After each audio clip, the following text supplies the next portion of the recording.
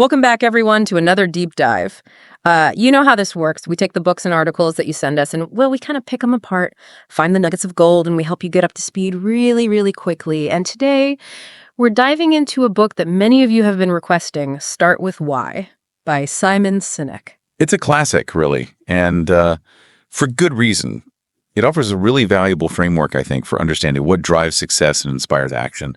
And that's not just limited to the business world. This applies to any field, any endeavor. Yeah, absolutely. And the central idea here, the one Sinek keeps hammering home is that some leaders and organizations, they just operate differently. They've got this knack for inspiring others. And it all boils down to how they think, how they act, and how they communicate. And it all starts with one powerful question: why? And right from the get-go, the book throws this intriguing question at us. Why do some organizations just skyrocket while others, even with tons more resources, they just kind of fizzle out? The story of Samuel Langley and the Wright brothers, that really sets the stage for this whole exploration. Yeah. Langley, he was this well-funded guy with all the right connections trying to achieve flight. And then you have these two bicycle mechanics from Ohio who basically did the impossible with way less. That's the thing that gets me.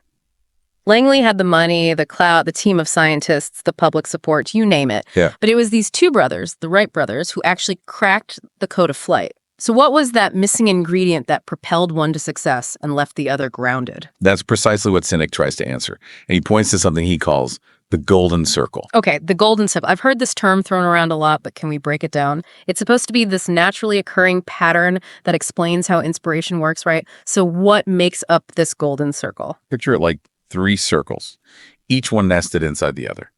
The one on the outside, and that's basically what an organization does. Every company, every individual, they can tell you what they do, what they sell, the services they offer, their job title. It's pretty straightforward. Gotcha. That's the tangible stuff, right? The output. So moving inwards, what's next? Next, we have the how. This is how they do what they do. Yeah. This is often what sets them apart. Their secret sauce, you could say. Their processes, their unique selling proposition, their company culture. It's not always as immediately obvious as the what. So this is where companies would talk about their cutting edge tech, their amazing customer service, or like a super unique design process, right? Exactly. And then at the very core, the heart of it all, the smallest circle, is the why. Yeah. This gets to the purpose, the driving force, the deep-seated belief that fuels the whole organization. Sinek argues that this why, it's the hardest to pin down for most, but it's the most powerful engine of inspiration. So it goes beyond just turning a profit. Yeah. The why is the deeper reason for even existing. Exactly. It's the reason why you get out of bed each morning, why your company or your project even exists in the first place, beyond just making money. Now, the book makes this point that human behavior is influenced in one of 2 ways: manipulation or inspiration. Manipulation. Yeah, that sounds a bit loaded, but the book argues it's not always about being sneaky or malicious, right? It's just a way of influencing behavior. Right. It's about getting people to do what you want them to do. Yeah. And Sinek points out we all use manipulative tactics sometimes. Think about it. Those limited time offers you see in stores or a political campaign that uses fear to get people to vote. They can work in the short term for sure. Yeah, those tactics designed to trigger an immediate reaction. And the book lays out a bunch of these common manipulation tactics. Price is a huge one. Think of car dealerships offering massive cashback deals. It can boost sales in the short term, but it often cuts into profits and can train customers to only buy when there's a sale. It creates a sort of downward spiral. And what's interesting is how that heavy reliance on price as a motivator can actually lead to commoditization. When everyone's competing solely on price, it becomes a race to the bottom, and that devalues everything. Then there are promotions, the classic buy one, get one free, or the free gift with purchase. It incentivizes a transaction, but it doesn't necessarily build any kind of lasting relationship. Then there's fear, which the book calls out as a super powerful motivator because it taps into our survival instincts.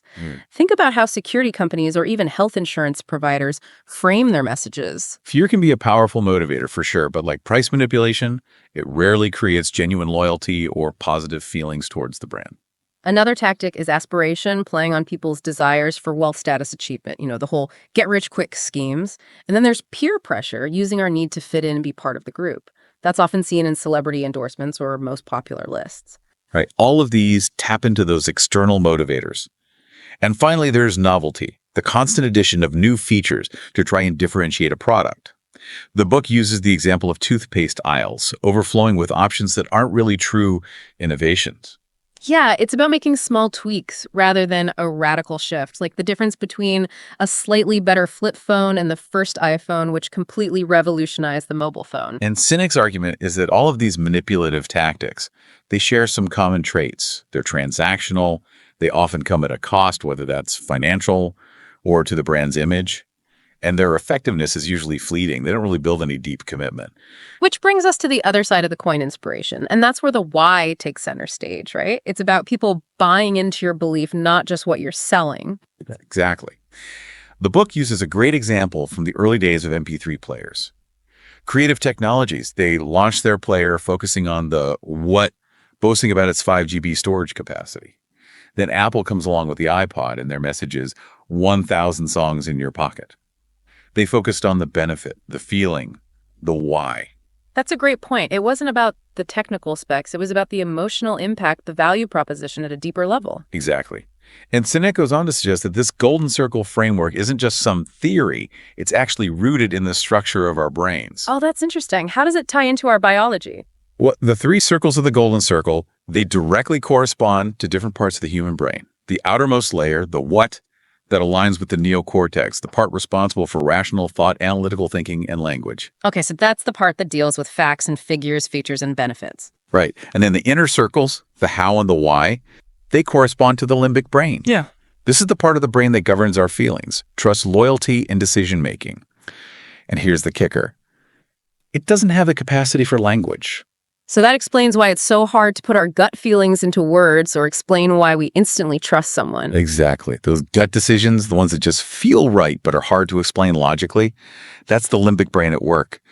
And there's actually neuroscience that suggests these limbic-driven decisions, they can be faster and better because they're based on deeply held values and beliefs, bypassing that slower, more analytical neocortex. So when a brand speaks from their why, they're essentially bypassing the logical part of the brain and talking directly to our emotions, making us feel like the decision to buy is more natural, more aligned with our values. Precisely. It's about creating an emotional connection. People don't just buy what you do, they buy why you do it. You win hearts before minds. The book uses the example of laundry detergent to explain this, didn't it? It talked about how the initial focus was on the white or whites, but that missed the deeper emotional need to feel clean, which is why scents became so important. Exactly. By understanding that underlying why, that desire to feel clean and fresh, companies could connect with consumers on a much deeper level. And when consumers identify with the company's why, their purchases become a way to express their own identity and beliefs. So a compelling why isn't just a marketing trick. It's about building a connection, a shared identity with your audience. And the book also stresses that the golden circle needs to be in the right order. Why then? How then? What? And that it needs to be balanced through these 3 key principles. Yes, these principles are super important for staying authentic and impactful. The first one is clarity of why. That means having a deep and unwavering understanding of your purpose, your cause, your belief. Then there's the discipline of how. That's about consistently living your values and principles in every single thing you do to bring that why to life. And finally, there's consistency of what, making sure that your products, your services, your actions all reflect your how and ultimately your why. So when an organization has this clear sense of why, it's like this internal compass for decision-making, even for those instinctive gut decisions. It changes the conversation from, I think this is a good idea, to, I feel this is the right thing to do based on our purpose. Absolutely. That shared understanding of the why, it creates a kind of collective intuition, leading to more consistent and ultimately more successful decisions. And as the book emphasizes the why isn't something you just invent, it's something you discover. It's not a result of some market research or brainstorming session. Right. Market research might tell you what people are buying, but it won't reveal the deeper reasons behind those choices, the why that drives them. And this whole idea of why, it has a huge impact on a company's culture. Absolutely. The why, it's the foundation of an organization's culture. Yeah. It's the shared belief system that brings people together and gives them a sense of belonging and purpose that goes way beyond just the tasks they're doing. When people get the why and believe in it, it creates this stronger sense of camaraderie and commitment. And that shared sense of purpose that's essential for building trust and loyalty, both internally with employees and externally with customers. Trust is an emotional thing. We trust people in organizations. We feel like they're driven by something more than just their own self-interest. A clear and consistent why. It signals that deeper purpose, and that builds trust. The book even goes back to our evolutionary roots, talking about how early human communities survived and thrived by uniting around shared beliefs and values. It gave them a survival advantage. That makes sense, doesn't it? That deep-seated human need to connect with others who share our values, it's wired into us. And in the business world, this translates to employees who are more engaged, more motivated, and more loyal because they connect with the organization's why. The book actually recommends hiring people based on whether they believe in your why, even more so than just their skills. That's an interesting perspective. Yeah. And that leads us to the role of purpose in leadership and how great leaders inspire action. Let's go back to the Langley versus Wright brothers story and look at it through this lens. When you look at it through the lens of why, it seems like Langley was mainly driven by what he wanted to be the first to achieve flight, to get the fame and recognition that came with it. But the Wright brothers, they were driven by this deep why, this belief that powered flight could change the world for the better. They were focused on the benefit to humanity. And this difference in motivation, it probably explains why they kept going even after so many failures and why they ultimately succeeded. It wasn't just about building a flying machine for them, it was about the potential impact of flight. The book also makes the point that businesses should focus on attracting customers who believe in their why, because those are the people who become true fans and help the organization reach that tipping point. That's right. Those who resonate with your why, they're not just customers, they become your biggest advocates. Yeah. And Sinek introduces this 3D model of the golden circle, visualizing it as a cone. The why, often represented by the leader or founder, that's at the narrowest point the source of the message. Then the how, the strategies and processes that forms the middle layer. And the what, the actual products and services, that's the widest part, the outward expression. So the how layer acts as the bridge between the big vision of the why and the tangible actions, the what, that the world sees. Exactly. And the book makes this point that while people who are strong in the how, the doers, they can sometimes succeed on their own, those who are driven by why, the visionaries, they almost always need strong how partners to help them make their ideas a reality. Think about those classic pairings like Walt and Roy Disney or Steve Jobs and Steve Wozniak. That makes so much sense. You need both the inspiring vision and the practical know-how to make it happen. The book also shares this short but insightful story about Ron Bruder and a crosswalk sign. Oh, yeah. I remember that one. Bruder was talking with his daughters about the red "Don't Walk" sign. They thought it simply meant they had to stop, but Bruder suggested that it could also mean "Don't run." It's this subtle shift in perspective that highlights how understanding the underlying why, in this case, safety and order, can completely change your view and guide your actions. It's a great example of how a guiding principle can shape our understanding and our behavior. And this golden circle cone as a megaphone, it also emphasizes the leader's responsibility to clearly communicate the why throughout the entire organization.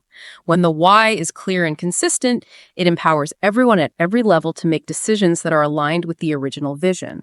The book calls this the school bus test. Right. The school bus test basically asks, if the founder was suddenly hit by a bus, would the organization still be able to function with the same clarity of purpose and direction?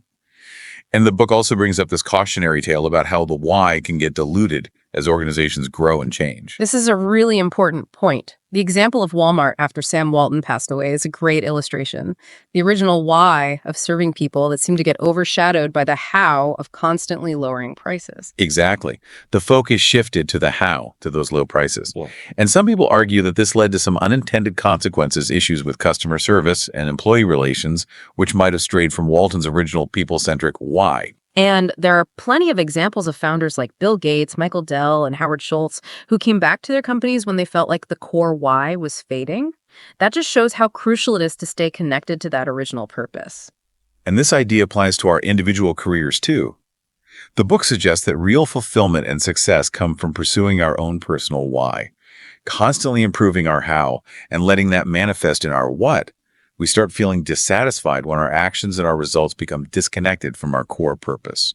Passion needs structure, the golden circle, and structure needs passion, the why, to be truly effective. And to wrap things up, the book shares this incredible example of why, in action, Ernest Shackleton's famous recruitment ad for his Antarctic expedition. That ad is legendary. Men wanted for hazardous journey. Small wages, bitter cold, long months of complete darkness, constant danger, safe return, doubtful honor and recognition in case of success. It's brutally honest, almost off-putting at first glance. There's no sugarcoating, no false promises. And yet it attracted a crew of 27 men who felt like it spoke directly to them. It clearly laid out the why, a dangerous mission for honor and recognition with a high chance of failure. And by doing so, it attracted only those who truly believed in that purpose. And that shared deep-seated why, that's what created this incredible bond of resilience and loyalty among the crew that allowed them to survive unimaginable hardships. Shackleton really embodied the power of starting with why. So to sum it all up, this deep dive into Start with Why shows us that understanding and leading with your purpose, your why, it's not just some feel-good concept. It's a fundamental driver of inspiration, trust, and lasting success, whether you're leading a small team or a giant corporation. And for you, our listeners, reflecting on your own why and the why of the organizations you're part of it can give you this powerful lens for understanding motivations and making better decisions. Here's a final thought for you. Think about the leaders and organizations that truly inspire you. Is their why clear and compelling? And how does understanding their purpose change how you see their actions and their products? We encourage you to dig into your own why and explore how it shapes your choices and the impact you want to make in the world. Thanks for joining us on this deep dive. See you next time. Bye, everyone.